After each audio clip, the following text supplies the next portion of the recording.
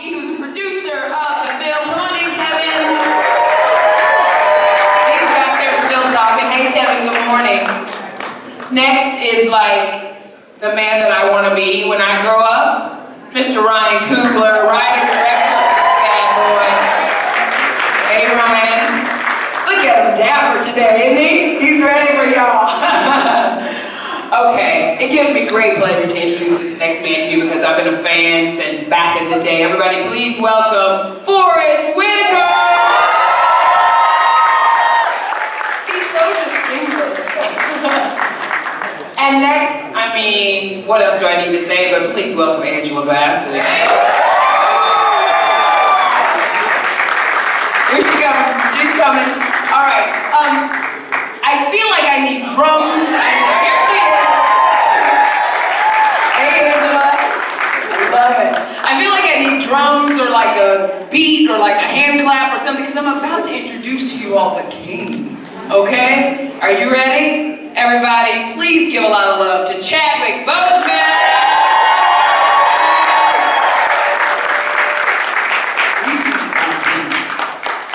All right. Okay, we're gonna keep this thing moving and don't boo him, clap for him when he comes out here, okay? I'm not kidding. Everybody give love for Michael B. Jordan!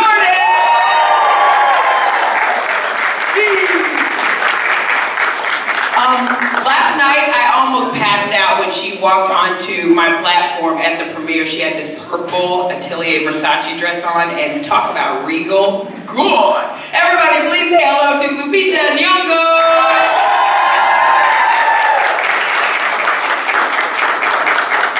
And we can't have Lupita without her soul sister. Everybody please welcome Danai, Gurira!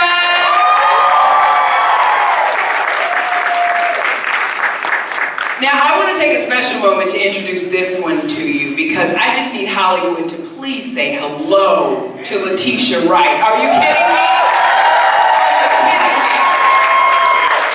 By the way, who in here seen the movie?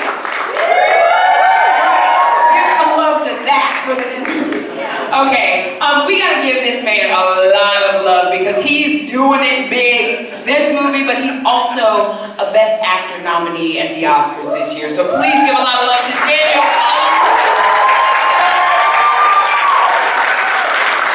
Hi, Daniel. All right, we're filling in here. Andy Serkis, keep on coming. Give us some love, guys. Maniacal, crazy, and I love everything about it. All right, please say hello, everyone, to Martin Freeman. And last but certainly not least, I mean, he takes up the room, so we had to save him for last, everyone. Please welcome Winston Duke. All right, okay, let's give love to your cast of Black Panther. All right, y'all ready to talk? Yeah. Okay. So, I'm still trying to get my life together after last night. I don't know about you guys. I went to bed in the land of Wakanda. I woke up still in the land of Wakanda. I could not get this movie off my mind when I saw it. And I know you guys were so excited. Lupita, when they were introducing you all last night before the screening started, you did like this little dance, like of excitement. I felt like she can barely contain herself. She's so excited. What was going through your mind and how are you feeling when you knew the lights were about to go down and we were about to experience Black Panther? I mean, I've been waiting a long time. And I was just so excited because this was a movie that we all felt a lot of ownership of and that we thoroughly enjoyed making.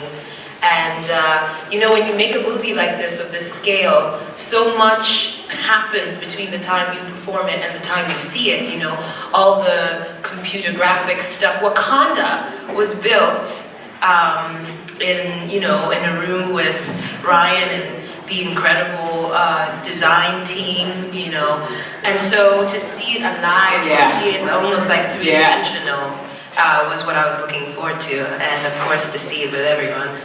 It was amazing. It really was. Chadwick, I asked you this last night, and it was something that surprised me. I didn't know. I said to you, when you got the call to play Black Panther in Civil War, did you know what was gonna happen? And you said, oh yeah, I knew, you just didn't know. But I love that, so you always knew this was going to happen. Can you hear me? Okay, I had to make sure.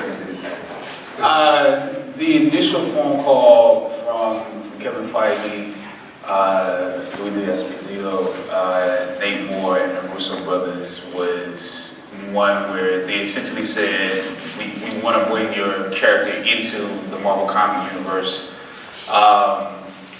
as a standalone, but this is the best way to introduce him in Civil War.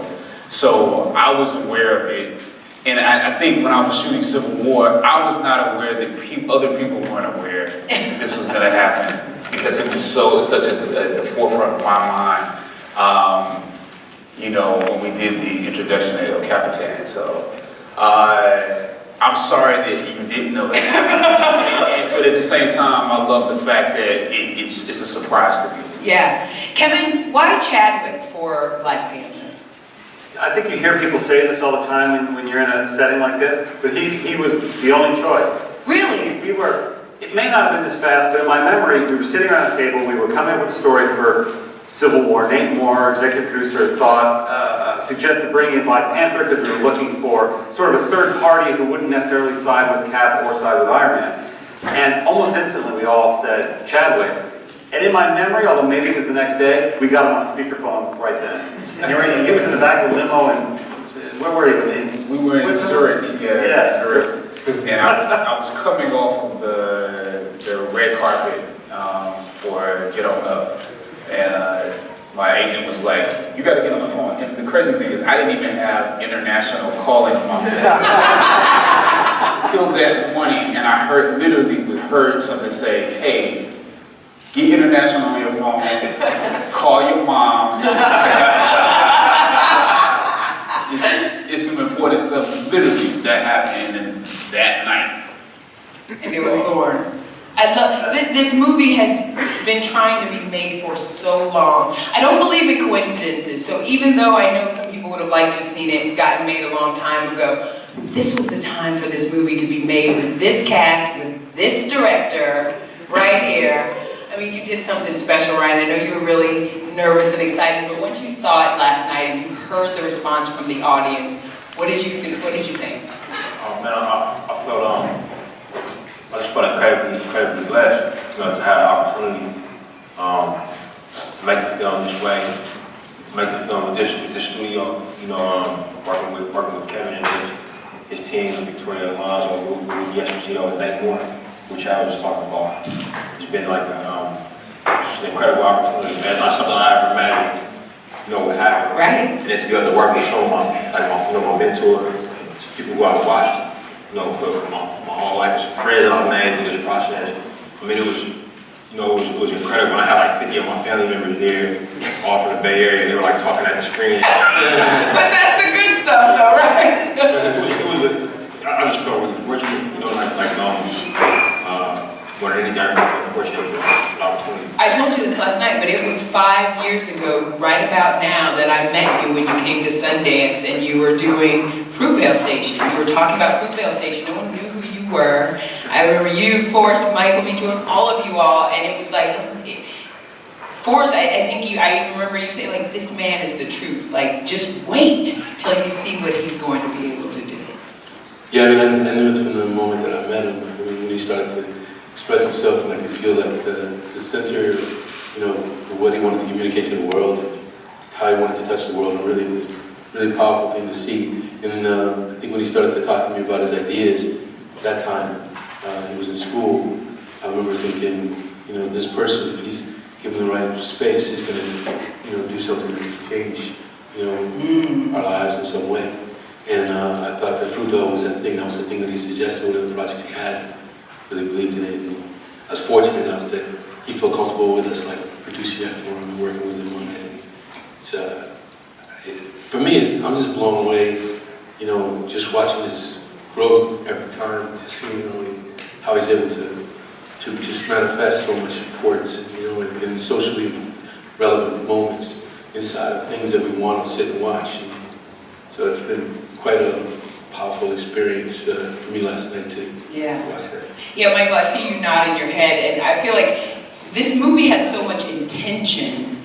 And when I saw that last night, that I think is what sat with me the most. Because I think I had a little bit of faux hype when I first got on the red carpet. I was like, okay, am I ready? Am I ready? But when I saw the movie, I'm like, oh, okay, this is what it means to feel good about who you are and what you look like, and celebrating blackness and oneness and family and culture and all of that. Do you agree, Michael? No, I definitely agree. Last night was the first time I saw the film, and I think I had a little bit of that. I called Ryan, night before, and or the day before, day of, and I was like, man, I'm anxious, I'm nervous, and I don't know, kind of like what to expect. And he said, look, man, just look at it and try to be a fan, just watch it, you know what I'm saying, and try to enjoy the movie. And back in my head, I'm like, yeah, that's never gonna happen.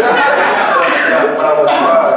And when I sat down with my family and this family, and the audience, and I had that same type of reaction that, man, this is what it feels like. There's nothing that I couldn't describe that feeling before actually sitting down and watching that film and seeing yourself on screen. Not me personally, but people that look like me.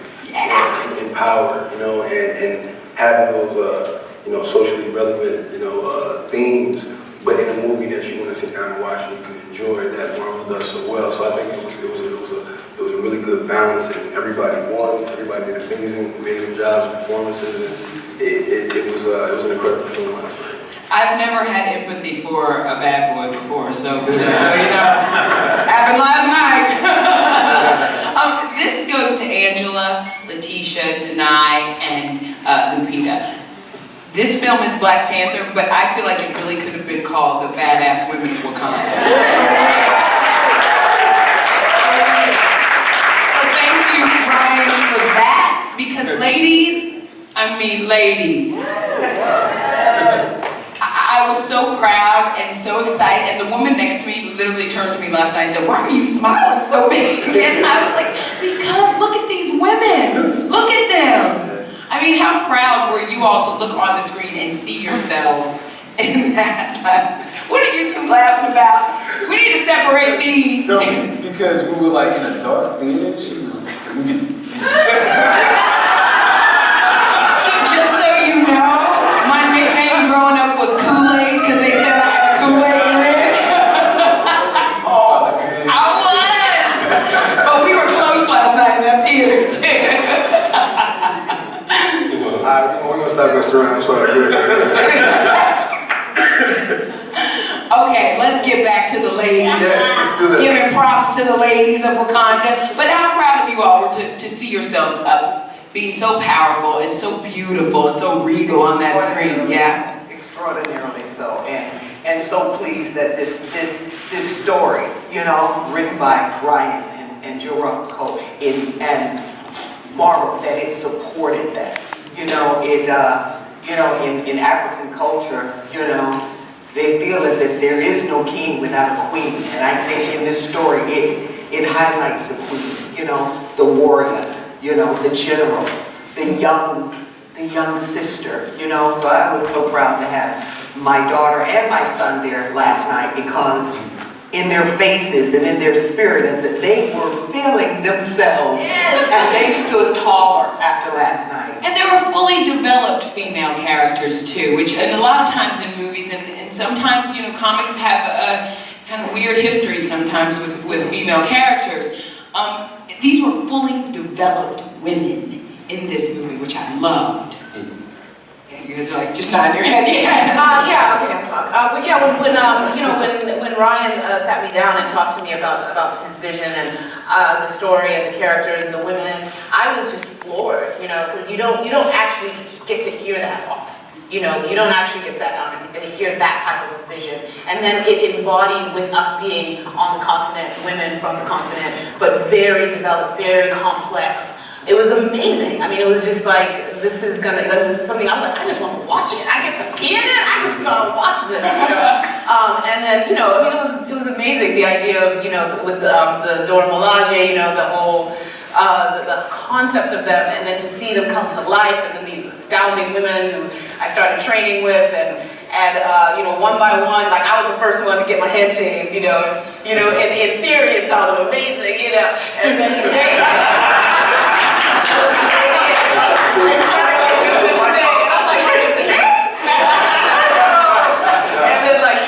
happened, and then like I walk in, like you know, you go into the restroom to wash your hands, and you look up, and you're like, what the, you know, that took a few days, and then all the girls start coming in, like, you know, all been balding, you know, one by one, you know, and just like everybody got their caps up, and then then the pride started to grow, you know, this pride around it, and the sort of embracing of this sort of symbol of power in these women, and then the beauty of how he wrote that moment. I loved that moment where she like doesn't want the wig.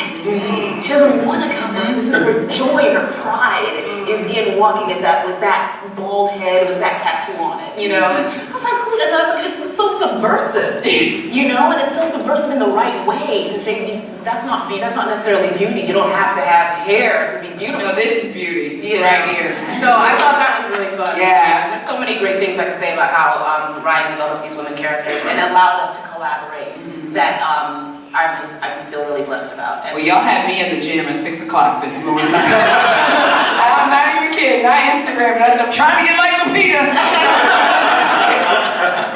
I know we got a lot of questions out in the audience. I know you guys have questions, and I want to get to yours too, because I can sit here and talk to them all day, but I know they want to hear from the fans and from people who haven't seen the film and who have seen the film. So, do we have runners with microphones around? Okay, so who's got questions? Everybody's hand, I know, is going to go up. All right, so I'm going to let you with the microphone just go to the first person you can get to, because the lights are kind of blinding, so I can't see all that well out there. Stand up, tell us your name. Hi, my name is Cynthia from Kind of Silly Mommy. Hi, Cynthia. Hi, so I saw the movie last night with my 9-year-old daughter, and she loved it. Yeah. And she was like, these girls are so cool, Mom. I said badass, she said cool. Whatever. She had a question for Letitia. She wanted to know what your favorite weapon or gadget was, because she thought that was so cool. Bless you guys for coming and supporting. My favorite gadget would definitely be, I created all of them. Yeah, you did. I think T'Challa's suit's quite beautiful. But I think the gauntlets is pretty dope, because that's her personal little thing. And yeah, it's got like vibranium in it, and it's just her little like, you know, like backup, like kitty cat paws. She grabs them out, she does some damage, so I love those. So tell her to, you know, I'll make her a future one. By the way, if I had to pick a character, it would be Shuri. I would want to be. I really would, because I would want to be Danai. Would you? Did you guys see the? Oh yeah, she's bad, y'all. For that, I haven't seen her. But seriously, I mean, she's so smart. She's like the brains behind the whole operation. She's young. It's so cool to see that. Chadwick, and she's. You think she's smarter than Black Panther? I allow it.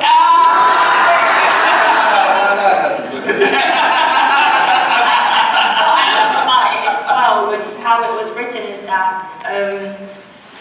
the men are always behind the women as well, so no one's like undermined, like men are not like, you know, you shouldn't be in technology, and you shouldn't be in maths. They're like, no, go ahead, like, so T'Challa is like, go ahead sis, this is your department, this is your domain, like, kill it. And then I'm gonna work with you to finalize it, because he's dope. But then it's like, okay, like, just do your thing, stay in your lane, and then, you know, but he's just, that's a mentality of a king, and that's brilliant. So everybody's got their own lane. Yeah. But she's cooler than him, but not smarter than him.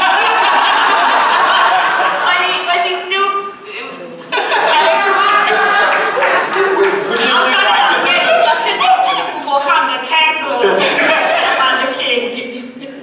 I want to speak to that. Yeah. Real quick.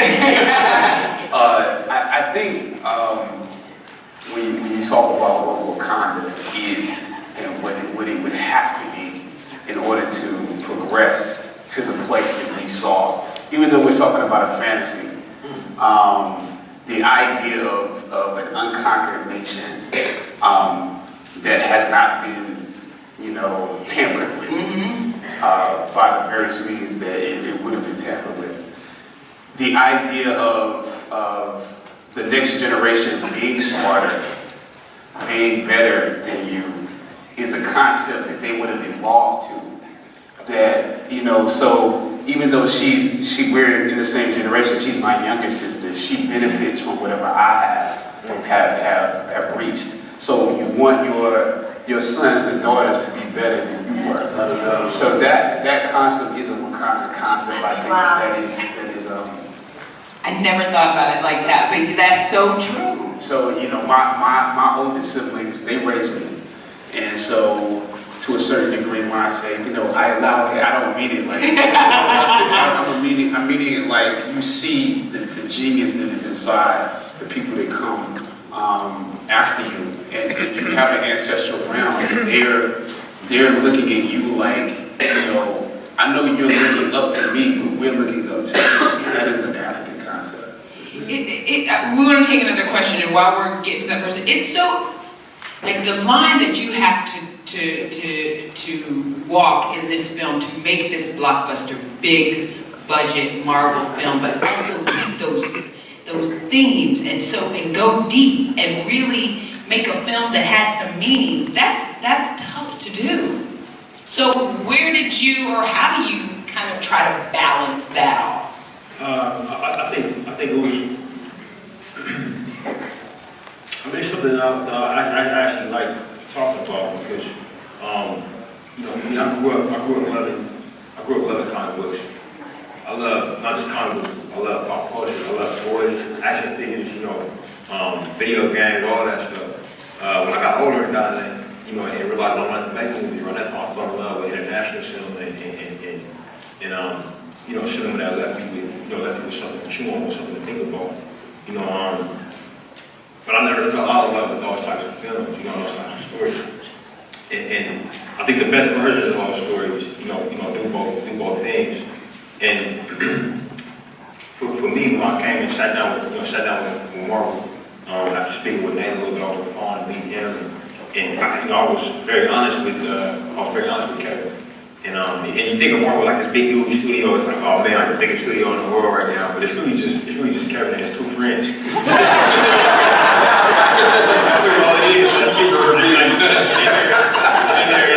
like the Wizard of Oz, it's Richard Pryor behind And it's these two really smart people you guys with, you know, Victoria Alonso, you know, and on this film it was Nate. They're all very different from each other. You know, and Kevin's kind of at the head of this, and I told him, I said, you know, I want to make a film that you know, that works on every level that you guys films work on. You know, and I want to make it with these themes. Like I have these themes in mind, and he was like, great, let's go. You know what I mean? Like I was like, I didn't expect that. You know, but as I got to know these guys, you know, especially specifically Kevin, you know, this is what he's all about. You know what I mean? He's all about making something that entertains people, you know, that works as a piece of entertainment, but leaves you with something to think about. He was very encouraging. Like, I was getting notes while we were working on this, and make it more specific, make it more personal. Really? Which, you know, it's real. There are a couple scenes I wondered when you shot them because they're very relevant to the world today. I'm like, was that a reshoot? Did they go back? Did they know? Like, what'd you say, Chadwick? Okay, a couple more out here. Hi, Lupe Cinemovie. This film was pretty radical. The whole time I was watching it, I was really enjoying it. Okay, right. Oh, cool. Oh, there you go. So for Ryan and Kevin, I mean, when I was watching this film, I was so entertained, but at the same time, I was thinking, man, Marvel let it go there?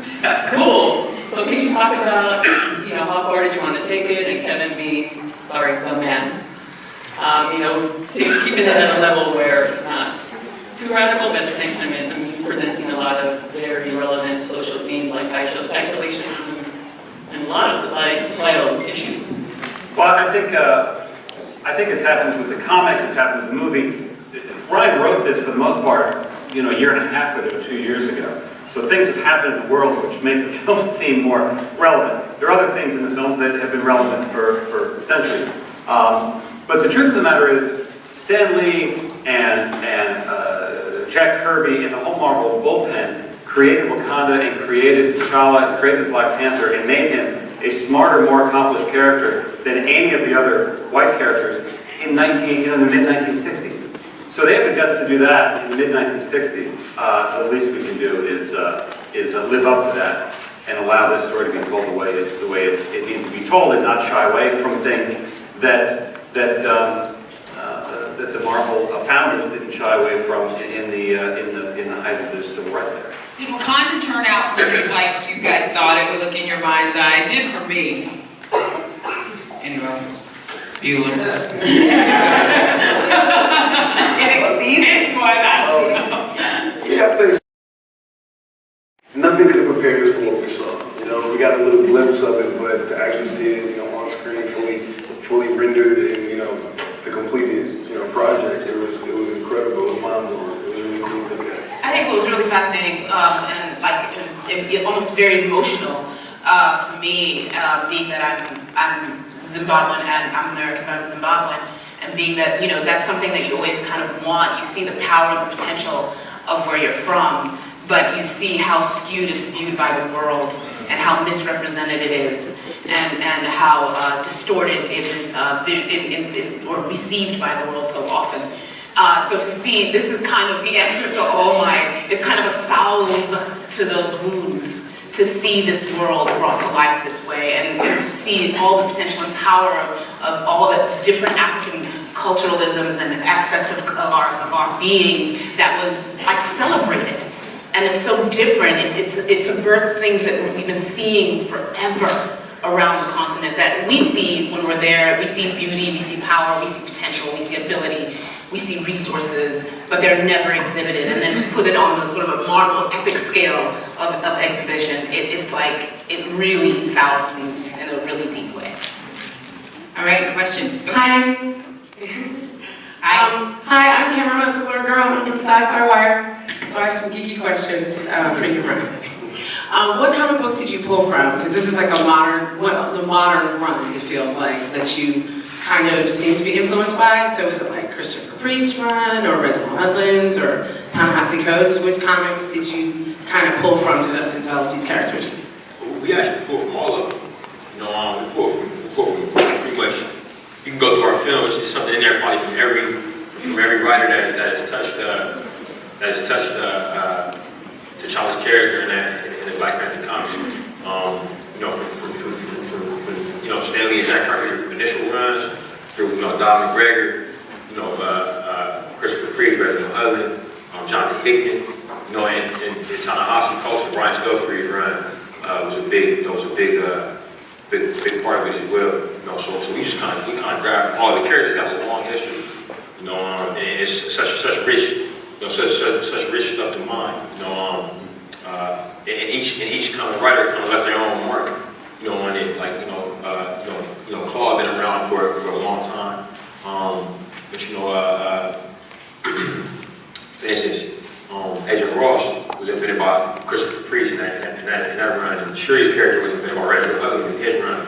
You know, so each run that kind of leaves something for us to pull from. But we pull from absolutely all of them. More questions? Yeah. Right up here. Great. Hello. Hi, my name is Vanetta, Black Girl Nerds. I'm going to throw a question to Bilbo and Gollum. Kind of some high note there. Crazy.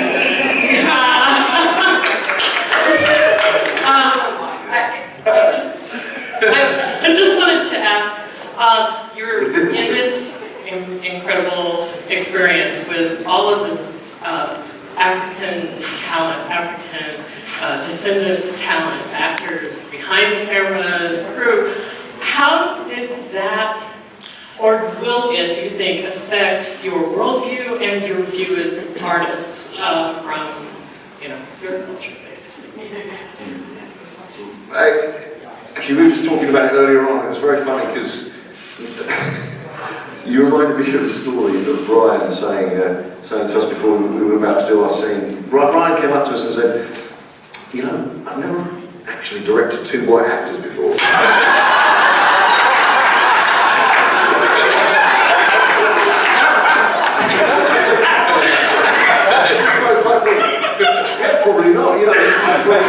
was hilarious. It was kind of hilarious, but at the same time, it was just like, fuck, that's tragic. It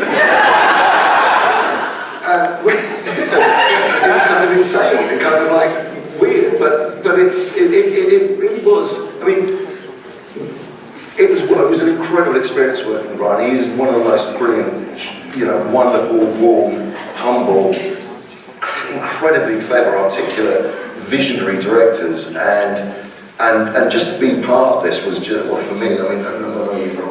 I hated it. Did you?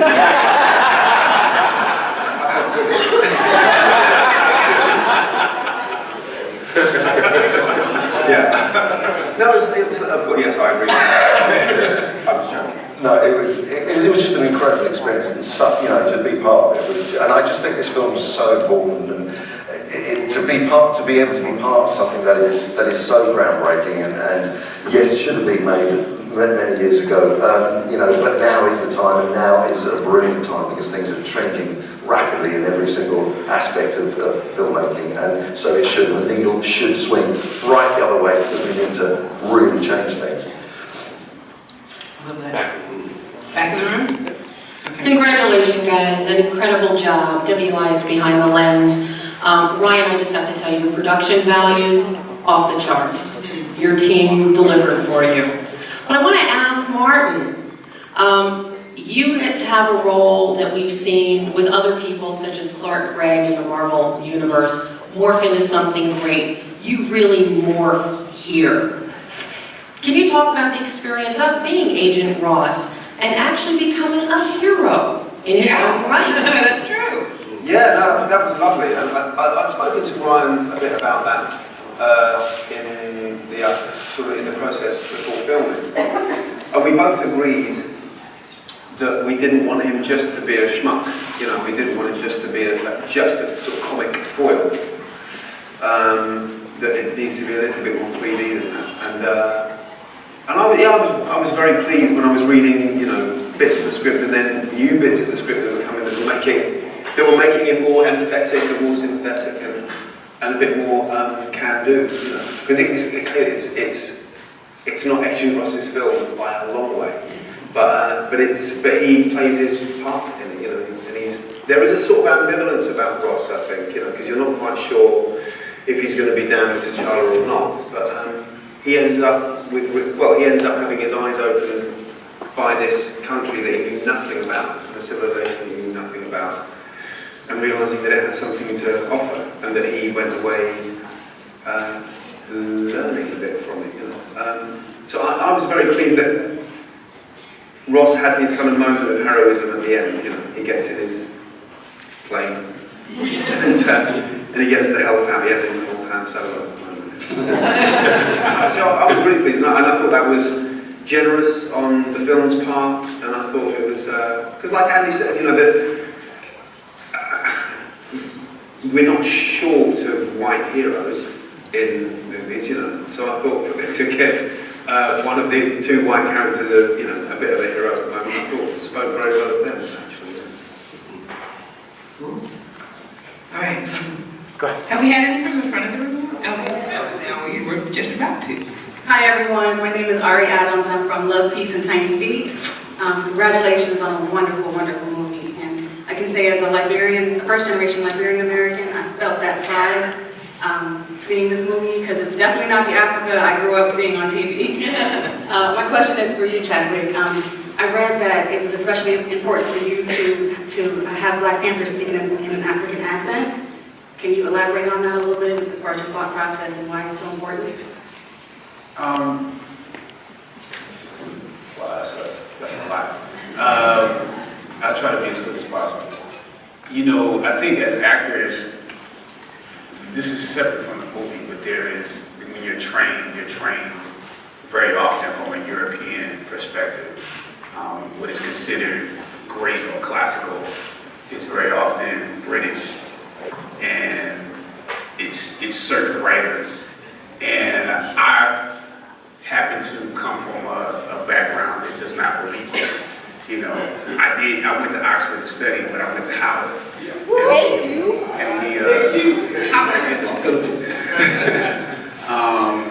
And we were taught to respect our writers and our classics just as much and believe that it takes the same skill level and same technique, and sometimes techniques that are a little bit different to pull that off. And so I think you have to tell the stories and be true to yourself as an artist. And in this, there's no reason, because there was a time period where people would ask me questions about whether or not an audience could sit through a movie with a lead character who spoke with that accent, and it was not Kevin, by the way, so just making sure you know that. People outside of Marvel as well. And so I became adamant about the fact that that is not true. That the intonations and melodies inside of an African accent are just as classical as a British one or a European one. And that all of the emotions and aspects of a character can be shown, and expressions can be shown through that accent, and we have to take this opportunity to show that. And he just wouldn't. If he had never been conquered, if his ancestors had never been conquered, and he's never been conquered, and Wakanda is what it is, he doesn't have to go to Oxford to study. He doesn't have to go to Cambridge or Yale or any place to study. He actually got his education at home, and he would not then assimilate a language that is the colonizer's language in order to speak to his people. So he had to speak with an African accent. Okay, I have time for one, maybe two more questions, depending on how quick they are. So, where are we going? Right over here? Okay. Hi, Brooke Odie with Guidepost. You'll have to forgive me, I've been crying for the past 12 hours. Y'all are so beautiful. This movie is so beautiful. You should be so proud. I think the main morality issue of this movie is whether you can self-preserve and also save the world. Like, there's a cost. And so I'm wondering if that's how you all feel, that if you were going to be able to save masses of people, that there would be a significant cost to self or risk to self, and how you feel about that. Anybody can answer? Thank you. We have another from Daniel. Hello. That's a very deep question. It's a good question for you because we're bored. That's what Carly's battle. It kind of feels like of what I believe, I feel. Please say that again. I need to understand. Do you believe that there is a cost to yourself if you're going to go and try and save the world? Because I know that Wakanda has been able to be what it is because they have put self-preservation first. And the threat is that Wakanda will not be the same, that vibranium is going to be used against us. So understanding, like with this character, that you may risk something to yourself, but it's worth doing. 100%, because you don't know where what that grows into. One of the things that drew me to this film was a conversation with Ryan talking about Katanga, which is a district in Congo, which I thought was the inverse of Wakanda, where it's like this area where it's like it's got so much resources, but it sacrificed itself for the benefit of the whole world. And if you give a little, what does that lead into? And Wakanda's been kind of like, it's for us. And I do feel like, and I feel that we have that as artists, as creative beings. You step into a certain point, and I feel everyone in this room has that way. You're giving yourself onto it, and then there's a sacrifice you make, there's a compromise you make. You can't move around, you can't do certain things, but if the cause is just enough, and there's good and bad in every situation. And that's what's amazing about this film for me, was that there's no right decision. There's just a take. I feel there's just love. It's like whether you do things in a loving way. And I feel this is a film that's a lot, well, to me when I watched it last night, it's about grief. And what you decide in grief. And how you decide to handle grief, especially between T'Challa and Killmonger. How they've decided to handle that death that they got through means that they're different people, but they come from the same group. You know, the pain is the same group, and that shows the testament of T'Challa's character and why he is what he is, and Killmonger can't overcome that for whatever reason, because he's in an environment where the pain is visceral, because he's in the Western world, and it's constant reminders of worthlessness at times, and so yeah, that's for me. It was like, I don't think there's a right and wrong. I just think is the cause just, and if the cause is just, you just do what you need to do, and then sometimes there's sacrifices, but there's also sacrifices if you don't do it, and that's the debate of the battle that we're putting out there, and everyone makes their own decisions. Absolutely. I love that. And by the way, one of your scenes in the film, for me, stuck with me so because I felt like, oh, this is what measure of a man is, and showing what real strength is without having to wield the sword. I was done in that scene, so thank you for that. Okay. Oh, okay, I was told it was the last question, but do we have time for one more? Anyone? One more? Okay. Hi. Thank you. Last one. Last question, guys. Hi, this is Kathy with Bel Air Mommy, and Long Live the King. The movie was absolutely outstanding. To the women, it was a powerful sight to see such amazing women being badasses and not being apologetic for who they are. And to the women, I'd love to know what would you like little girls to walk away with, because you are a symbol of power. You're a symbol of being who you are, and do not apologize and don't dumb yourself down. So please tell me what you would like, what you would like everyone to walk away with. Well, I would say what I love about the way this film represents women is that each and every one of us is an individual, unique, and we all have our own sense of power and our own agency, and we hold our own space without being pitted against each other. And I think that's a very, very powerful message to send to children, both male and female. This idea, I think oftentimes in movies we fall into that trap where women, there's very few of us, and then we're against each other, there's a competitive spirit and stuff like that. And this film frees us of that, and we see women going about their business and supporting each other, and even arguing with each other, you know, having different points of view, still not being against each other. And I think that's extremely important. And in so doing, the fact that in this film there's so many of us, we really get a sense of the fabric of Wakanda as a nation.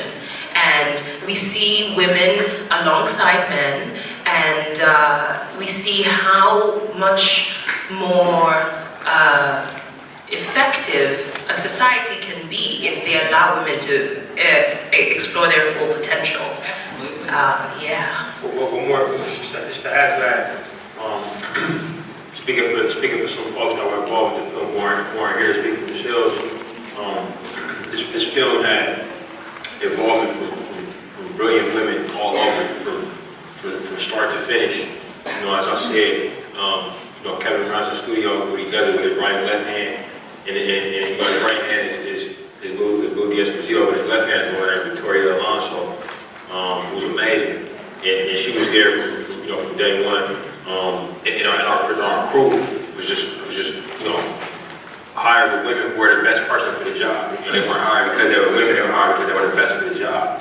And that was our cinematographer, Rachel Morrison, our costume designer, Ruth Carter, production designer, Hannah Deacon, and our first assistant director, who was responsible for getting everything going, Lisa Satriano. You know, in post-production, you know, this film was edited by Michael Shaver and Debbie Vernon, who's from South Africa.